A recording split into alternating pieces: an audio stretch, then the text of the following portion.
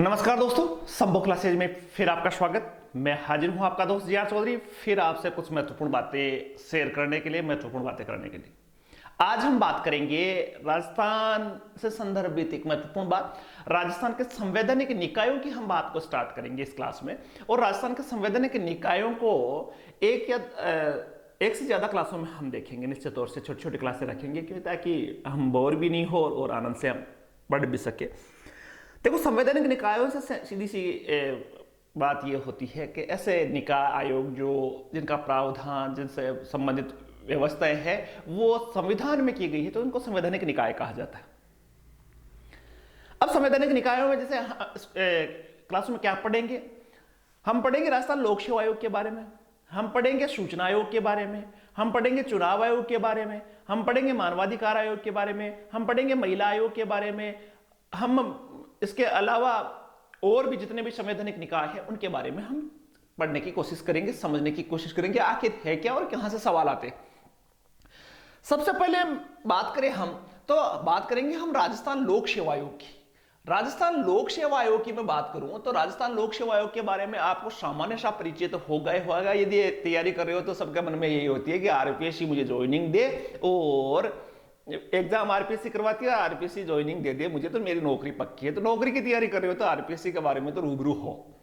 लेकिन भाई आरपीएससी के बारे में, राजस्थान लोक सेवा आयोग के बारे में आप जानते हो तो इससे पहले मैं बता दूंगा आपको कि राजस्थान लोक सेवा आयोग जो है ये एक संवैधानिक निकाय कैसे है, क्योंकि भाग जो संविधान में भाग 14 है इसमें इससे संदर्भित आर्टिकल लिखे हुए 315 से लेकर 323 तक, इसलिए ये भाई संवैधानिक निकाय है। 315 से लेकर 323 तक लोक सेवा आयोग से संबंधित प्रावधान है।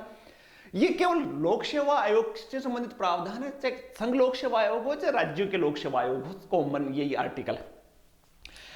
अब देखो, इतिहास की हम बात करें तो इतिहास में मोटी बात याद रखनी है। लोक सेवा आयोग से संबंधित आजादी से पहले एक आयोग आया था 1923 में, ली आयोग, और इसी ली आयोग की सिफारिशें 1923 का ये आयोग था। 1923 में ली आयोग आया था और 1924 में इसकी रिपोर्ट आई थी और इसमें कहा गया था कि लोक सेवा आयोग का गठन किया जाना चाहिए, अंग्रेजों के समय की बात करें तो।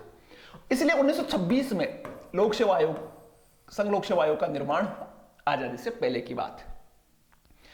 तो मोटा तौर से देखें तो एक संवैधानिक निकाय है जो लोक सेवकों की नियुक्ति, लोक सेवकों की कार्यप्रणाली के से संदर्भित आयोग है। अब देखो, आरपीएससी की बात करें तो ये राजस्थान राज्य के संदर्भित लोक सेवा आयोग है, लोक सेवकों की भर्ती करता है। आजकल दो प्रकार के चयन आयोग हो गए, एक राजस्थान लोक सेवा आयोग है, एक अधीनस्थ चयन बोर्ड हो गया। अधीनस्थ चयन बोर्ड छोटी भर्तियों के लिए नियुक्तियां करता है, जबकि बड़ी भर्तियों की आप देखें, second grade, first grade, RAS, SI, इन प्रकार की भर्तियों के बारे में देखें हम तो राजस्थान लोक सेवा आयोग करवाता है। अब देखो, राजस्थान लोक सेवा आयोग की थोड़ी सी सामान्य सी बातें हम देखें तो राजस्थान लोक सेवा आयोग आप सबको पता है कि एक संवैधानिक निकाय है, ये तो मैंने आपको बताया। अब संवैधानिक निकाय है तो इसके आर्टिकल है वो 315 से लेकर 323 है और भाग पूछा जाए आपसे तो भाग संख्या 14 से संदर्भित है, आरपीसी से संदर्भित है। दूसरी बात करें तो इसकी स्थापना की बात करें तो राजस्थान लोक सेवा आयोग की स्थापना 16 अगस्त 1949 को एक अध्यादेश जारी किया गया था। उसके आधार पर राज्यपाल या उस समय राज प्रमुख जो होते थे उनके द्वारा यह अध्यादेश जारी हुआ और 20 अगस्त को इसकी स्थापना हुई। तो 16 अगस्त 1949 को जयपुर में कह दो या 20 अगस्त को वास्तव में स्थापित हुआ था, 16 अगस्त को इसका कानून पारित हुआ था। तो स्थापना की बात करें तो 16 अगस्त 1949 को। स्थान कौन सा था उस समय? जयपुर में इसकी स्थापना हुई थी, लेकिन वर्तमान में जयपुर में है नहीं। 1949 में जयपुर में था, लेकिन 1956 तक ये जयपुर में रहा और 1956 में जब राज्य का पुनर्गठन हो गया था, 1 नवंबर 1956 को राज्य का एकीकरण हो गया था और एक कमेटी आई थी, सत्यनारायण राव कमेटी, जिसमें विभिन्न डिपार्टमेंट को किस किस स्थान पर रखना है उससे संदर्भित कमेटी थी। और इसमें कहा गया कि आरपीएससी जयपुर में नहीं होनी चाहिए, कहां होनी चाहिए? अजमेर में होनी चाहिए। तो 1956 में आरपीएससी जो है वो जयपुर से कहां ट्रांसफर होगी? अजमेर में। वर्तमान में घूघरा घाटी जयपुर में आप सबको पता है आरपीएससी का कार्यालय। तो 1956 में इसको स्थानांतरित किया गया। प्रथम चेयरमैन की मैं बात करूं तो प्रथम चेयरमैन थे एस के घोष। ये अस्थायी तौर से बनाए गए थे एस के घोष। जब बनाया गया 1949 में तो एस के घोष को बनाया गया। अस्थायी थे, स्थायी बाद में। लेकिन आरपीएससी के चेयरमैन, देखो कभी आजकल ये भी सवाल पूछ लेते हैं हार्ड पेपर में, कुछ सवाल ऐसे हार्ड होते हैं कि सवाल आया निम्न में से कौन सा आरपीएससी का अध्यक्ष नहीं रहा, 4 ऑप्शन है, एक आपका आरपीएससी का अध्यक्ष नहीं है, तो उसकी चर्चा लास्ट में करेंगे। वैसे याद रट्टा मारना बड़ा मुश्किल होता है कि आरपीएससी के बहुत अध्यक्ष रहे, लेकिन एक बार आप आराम से बैठ के सुन लेना, क्या पता याद हो जाए, क्यों क्या पता, क्या पक्का याद हो जाता है, अपने दिमाग में कुछ कुछ बातें तो आ ही जाती है। एक बार नहीं 2 बार वीडियो देखोगे तो आपको वो सवाल गलत नहीं होगा, याद नहीं हो चाहे गलत नहीं होगा। तो प्रथम चेयरमैन एस के घोष थे, सामान्य सी बातें आई। नेक्स्ट बात करें तो इसके प्रथम स्थायी चेयरमैन एस के घोष अस्थायी थे। स्थायी चेयरमैन की बात करें तो एस सी त्रिपाठी थे। दूसरे जो बड़े थे एस सी त्रिपाठी, एस के घोष पहले और एस सी त्रिपाठी, तो 2 यहां से आपको याद हो रहे, 2 देख लेना आप, 2 आपको याद हो गए। एक तो एस के घोष याद रहना और एक एस सी त्रिपाठी, पहला और दूसरे नंबर के याद होंगे। अब आरपीएससी की बात करें तो आरपीएससी की आगे हम बात करें तो आरपीएससी में जो महत्वपूर्ण है कि अध्यक्ष और सदस्य कितने होते हैं। तो वर्तमान की हम बात करें तो इसका एक अध्यक्ष और 7 सदस्य, मतलब टोटल आरपीएससी के 8 सदस्य होते हैं, एक अध्यक्ष प्लस 7 सदस्य, याद रखने वाली बात। लेकिन पहले जब आरपीएससी की स्थापना 1949 में हुई तो इसमें मात्र 2 सदस्य होते थे और एक अध्यक्ष, मतलब टोटल 3 सदस्य हुआ करते थे। शुरुआत में 3 थे, वर्तमान में 8 है 1949 में। 1973 में इन 3 सदस्यों को बढ़ाकर 1 सदस्य और बढ़ाया गया और 4 हो गए। 2 सदस्य थे, 3 हो गए, तो टोटल हो गए 4, 3 सदस्य और 1 अध्यक्ष 1973 में। फिर और बढ़ाया गया 1981 में, इसको 4 सदस्य 1 अध्यक्ष 5 हो गए, 5 सदस्य टोटल, तो 5 सदस्य किए गए 1981 में। और 2013 में आरपीएससी की सदस्य संख्या कर दी गई 7 + 1 = 8। ये आरपीएससी के अध्यक्ष और सदस्यों की बात करें तो वर्तमान में 7 इसके सदस्य और 1 अध्यक्ष, मतलब टोटल देखा जाए तो 8 हो गए इसके।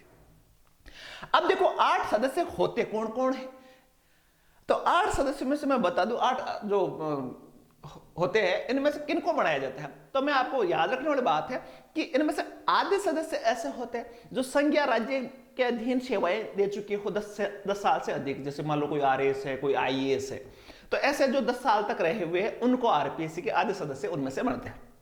और आधे सदस्य ऐसे शिक्षाविद, समाज सेवी या कानून के जानकार, वकील, ऐसे लोगों में से आधे सदस्य बनाए जाते हैं। तो सदस्य किन्हें बनाया जाता है, ध्यान से देखना। पहला, आधे सदस्य ऐसे होते हैं जिन्हें राज्य अथवा भारत सरकार के साथ 10 वर्ष तक कार्य करने का अनुभव रहा है। तो आधे सदस्य ऐसे होते हैं जो समाज सेवी हो, शिक्षाविद हो, वकील हो, उनको आधे सदस्य उनमें से बढ़ाए जाते हैं। सदस्यों की बात हुई। नेक्स्ट हम बात करें तो देखो आप देखिए कार्यकाल कितना होता, तो कार्यकाल जब आरपीएससी का गठन किया गया था तो 60 साल की उम्र तक आरपीएससी का सदस्य रहते थे। वर्तमान में बात करें तो 6 साल या 62 वर्ष, जो भी पहले होगा वो माना जाएगा। जैसे मान लो 6 साल 62 साल से आप साधारण सी भाषा समझा दूं कि भाई जैसे एक आरपीएससी का सदस्य बड़ा, 57 साल उसकी उम्र थी, आरपीएससी का सदस्य बनाया गया, वो कब तक रहेगा, तो सबसे पहले 6 साल जोड़े तो 57 से 6 जोड़े तो 63 होता है, लेकिन 62 पहले हुई तो 62, मतलब 5 साल ही वो रहेगा। एक बंदा है जो 53 साल का आरपीएससी का सदस्य बना तो वो 62 साल तक नहीं रहेगा, वो 6 साल जोड़ दो 59 साल, जो भी पहले होता है 6 वर्ष या 62 वर्ष की आयु जो भी पहले हो वो उसका कार्यकाल होता है। इनके कार्यकाल की समाप्ति के बाद की बात करूं कि आरपीएससी के सदस्य का कार्यकाल समाप्त हो जाए तो वो क्या कर सकता है, तो संविधान में लिखा हुआ है कि आरपीएससी का सदस्य या अध्यक्ष है वो किसी लाभ के पद पर उसके बाद में नहीं रह सकता, रिटायरमेंट के बाद में, लेकिन कुछ पदों पे वो रह सकता है। जैसे मान लो आरपीएससी का अध्यक्ष की मैं बात करूं तो आरपीएससी का अध्यक्ष है वो अपने रिटायरमेंट के बाद में दूसरे राज्य का लोक सेवा आयोग का अध्यक्ष रह सकता है, संघ लोक सेवा आयोग का सदस्य रह सकता है, संघ लोक सेवा आयोग का अध्यक्ष रह सकता है, 3 पोस्टों पे जा सकता है। अब आरपीएससी के सामान्य सदस्यों की बात करो तो जो 7 सदस्य है, तो 7 सदस्य है वो क्या कर सकते हैं, उस राज्य के आरपीएससी का अध्यक्ष बन सकते हैं बाद में। साथ ही मैं बात करूं तो उसके बाद में वो अन्य राज्यों के आयोगों के सदस्य रह सकते हैं, उनके अध्यक्ष रह सकते हैं, संघ लोक सेवा आयोग के सदस्य रह सकते हैं, संघ लोक सेवा आयोग के अध्यक्ष रह सकते हैं। तो मतलब अपने से बराबर या बराबर की पोस्ट या बड़ी पोस्टों पे वो जा सकते हैं, केवल और केवल लोक सेवा आयोग में, बाकी में वो नहीं जा सकते। तो देखना आप यद्यपि आरपीएससी के सदस्य आरपीएससी का अध्यक्ष बन सकते हैं, अन्य आयोगों का अध्यक्ष बन सकते हैं, यूपीएससी में सदस्य बन सकते हैं, ये हो सकता है। और अध्यक्ष की बात करें, चेयरमैन की बात करें, तो वो आयोग का, अन्य आयोगों का चेयरमैन हो सकता है, यूपीएससी का सदस्य या चेयरमैन भी बन सकता है। तो ये इसके पैरामीटर है, मतलब अपनी बड़ी पोस्ट पे जा सकता है, लेकिन संघ लोक सेवा आयोग के अंदर। ठीक है जी। तो ये कार्यकाल और इनका नियुक्ति की बात हुई। अब देखो मैं बात करूं कि नियुक्ति कौन करता है, तो बहुत मोस्ट बात है, बहुत ही मोस्ट बात है, ध्यान रखना। आरपीएससी के सदस्यों की नियुक्ति जो होती है वो राज्यपाल द्वारा की जाती है। राज्यपाल मुख्यमंत्री की सलाह से करता है। पहली बात, नियुक्ति करेगा राज्यपाल। त्याग पत्र किसको दिया जाएगा, राज्यपाल को। लेकिन इसको हटाने का प्रावधान ध्यान से समझना, इसको नियुक्ति करेगा राज्यपाल, त्याग पत्र आरपीएससी के सदस्य किसको देंगे, राज्यपाल को। लेकिन यदि इसको कोई गड़बड़ हो गई, कोई गलत किया है, तो उसको हटाने का पावर किसके पास है, राष्ट्रपति के पास। और राष्ट्रपति भी सुप्रीम कोर्ट के न्यायाधीशों से जांच करवाकर उसकी सिफारिश के आधार पर उसको हटा सकते हैं। हटाने का प्रोसेस थोड़ा हार्ड है। ये क्यों किया गया, ताकि आरपीएससी के सदस्यों पर कोई दबाव नहीं रहे, राजनीतिक दबाव नहीं रहे। तो देखना, नियुक्ति राज्यपाल द्वारा मुख्यमंत्री की सिफारिश पर होती है। ठीक है, वही बात। हटाने की प्रक्रिया सुप्रीम कोर्ट की जांच समिति के रिपोर्ट के आधार पर राष्ट्रपति हटाता है। सुप्रीम कोर्ट जांच करेगा कि वास्तव में इस पर जो आरोप लगा है, मान लो कोई भ्रष्टाचार में लिप्त है, तो उसकी जांच सुप्रीम कोर्ट के न्यायाधीशों द्वारा की जाएगी और उसकी रिपोर्ट के आधार पर राष्ट्रपति उसको हटाएगा। और त्यागपत्र की बात है तो राज्यपाल को दिया जाता है। कार्य की बात करें तो कार्य आप सबको पता है, आरपीएससी के कार्य का उल्लेख आर्टिकल 320 में, इतना याद रखना। आरपीएससी क्या क्या करती है, आरपीएससी विभिन्न भर्तियों में नियुक्ति करती है, परीक्षाएं करवाती है, पदोन्नति से संदर्भित नियम बनाती है, सुझाव देती है।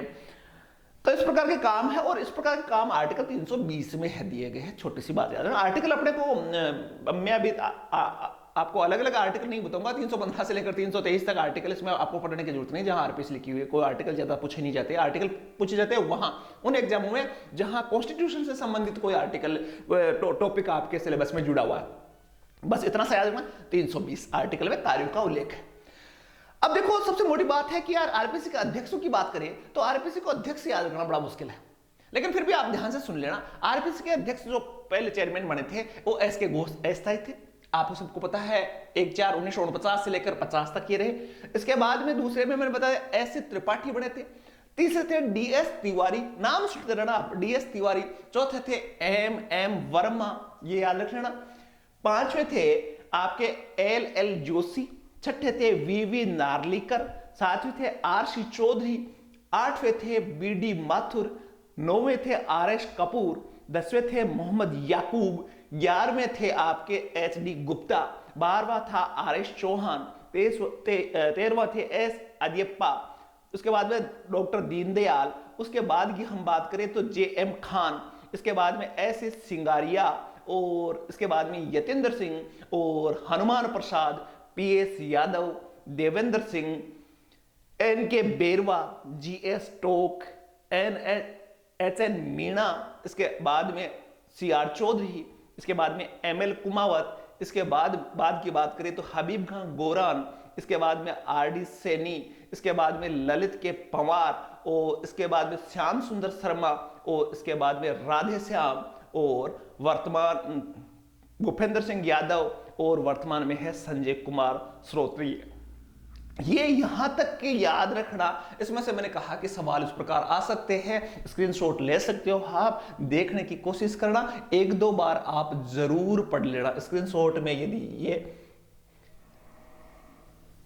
ये आप स्क्रीनशॉट ले सकते हो इनका, और स्क्रीनशॉट लेके आराम से एक बार यदि एग्जाम में आरपीएससी आपके टॉपिक है तो इनको आप जरूर पढ़ लेना, ताकि आपको याद हो जाए।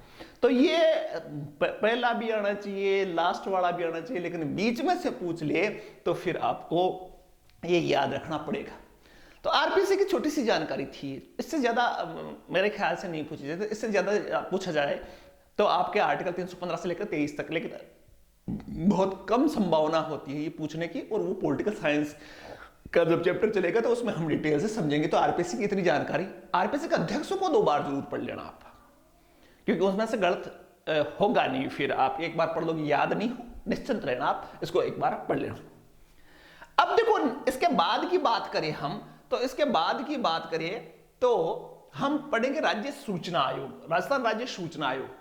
लेकिन क्लास थोड़ी लंबी हो रही है, तो अगली क्लास में देख लेंगे राजस्थान का राज्य सूचना आयोग क्या है, सूचना प्राप्त करने का कौन कौन से इसके रहे, छोटा सी क्लास रहेगी। तो नेक्स्ट क्लास में हम देखें राजस्थान राज्य सूचना आयोग के बारे में। आरपीएससी की आपकी क्लास कैसी लगी कमेंट करके मुझे जरूर बताना, और कुछ और डाउट हो सकता है कोई और आपके सवाल हो तो आप कमेंट किया कीजिए। जल्दी से चैनल को सब्सक्राइब कर लो और बेल आइकन को ऑन जरूर कर लेना। नई क्लास में फिर हम आपस में बातें करेंगे, कुछ सवालों की चर्चा करेंगे, कुछ महत्वपूर्ण बिंदुओं पर चर्चा करेंगे। नेक्स्ट क्लास में फिर मिलेंगे, तब तक के लिए धन्यवाद। जय हिंद, जय भारत।